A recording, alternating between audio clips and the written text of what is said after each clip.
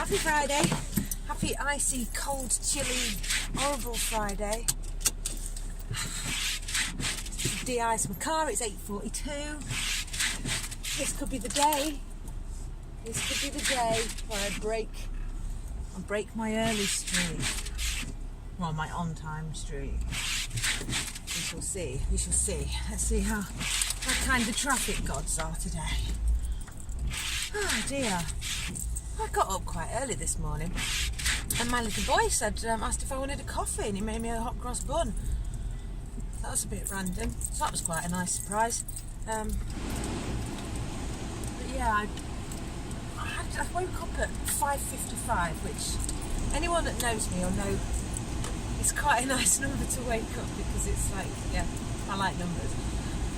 But yeah, the reason I woke up at 5:55 was because I had a dream, and it was one of them wake up sweating kind of dreams. And basically I dreamt I think I was in America, and I was in a car, and it can't have been my car because it had 4 doors, right? How do I know it had 4 doors? I'll get to that. I was sat in the driver's seat. Ben was sat in the passenger seat, my brother, and our friend Oscar was sat in the back. And we were driving down this, hey, it's America, it's probably a boulevard, right? Yeah, we were driving down this boulevard, and all of a sudden I lost total control of the car. It was like someone had cut an axle or something. So that's the thing. And it started kind of spinning and careering down the road, and I had no brakes, although the brakes would sometimes work, but you'd only just change the direction of the spin. Anyway, it ended up spinning off the road. Oh, about halfway through all this spinning shenanigans, spinanigans. There you go, you can borrow that if you like. Halfway through the spinanigans, Ben said, "It's gonna go in the sea." Now, I hadn't realised that the sea was right next to the road up until that point.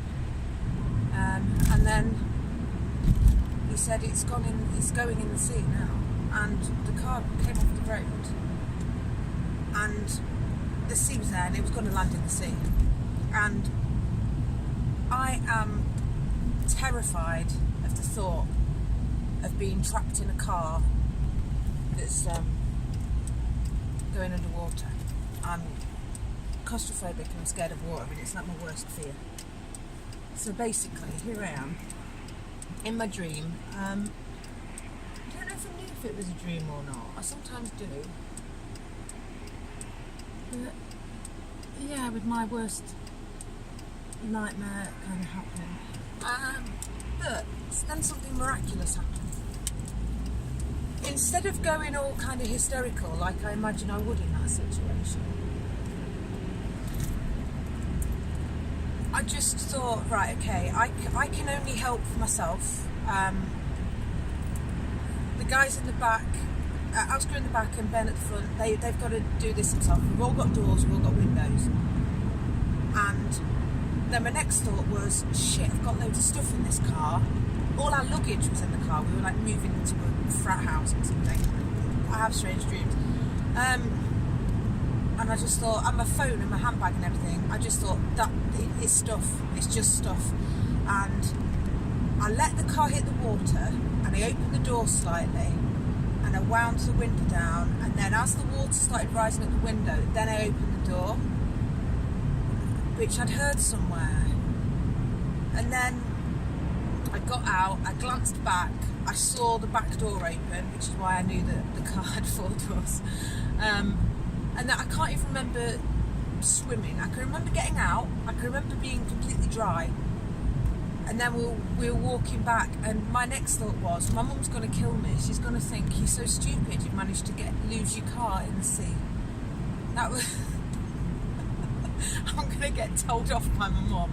But then when I was speaking to my brother, he said, you did the right thing. You did that thing where if you let the water rise up a little bit and then open the window, it kind of equalises the pressure or something. I don't know. I don't even know if that's a thing or if that's just a made up kind of dream physics thing. And then, and he said he thinks that the car had been tampered with, so it wasn't my fault anyway. But the fact was, I got out of the car. Now that's got to mean something, right? I didn't go totally hysterical.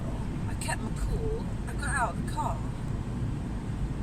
and it was only stuff, and life was more important, and I just did it. So it was quite an interesting dream. So I woke up being a bit traumatised, but then also it was almost like it had kind of killed my fear. Oh, all the way through the dream as well, before I got to that bit, I kept having this feeling that something was going to happen on that day. And actually the first thought when we were like flying into the sea was, this is the thing that's going to happen on this day. I'm going to drown. I'm going to die. And that's okay. So that was kind of weird. Coming to terms with death, weird thing as well that went along with it. So I woke up and I had the sweats, I'm dehydrated, had some water, looked at my phone first thing, it was 5:55. And then I'm like, well, that's okay, because I don't like waking up and it's too late for you to, like, you know, get some more Zeds. So that's alright. I can get another hour and a bit.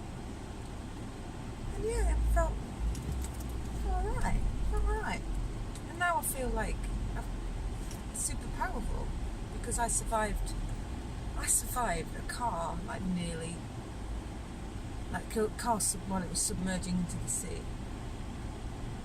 Yeah, did that. And you know what? If I hadn't made it, that'd be okay too. That's how I feel. Not that I don't like value life, I do, but yeah, just gotta go with it, haven't you? So yeah. So that's what I wanted to talk to you about today. My dream. I haven't done a dream one for ages.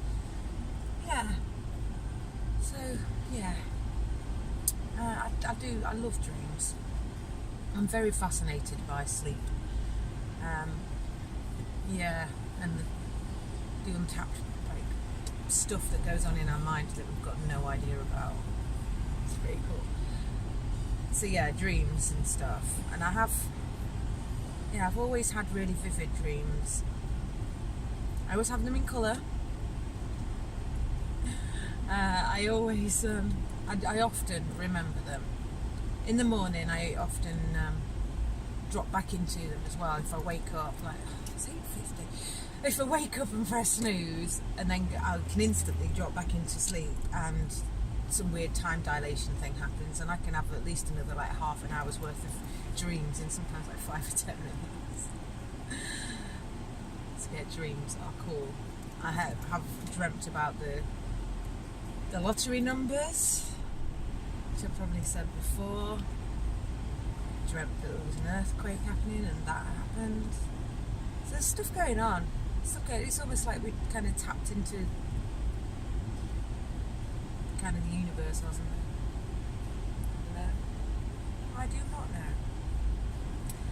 Yeah, I went through a phase of trying to do astral projection, and I listened to a sleep hypnosis astral projection thing a week or so ago, and I don't know if he's turning left there or he's turning the junction. He's just decided to be super early with his indication and made me thought he was going into every single drive on the left.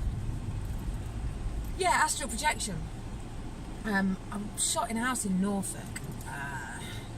God, years ago now. Probably about 6-7 years ago. And they got all the books in the world. The owners used to work for a publishing company, and they got, they got a copy of every book that they'd ever published. The publishing company, and it was quite diverse. They published everything.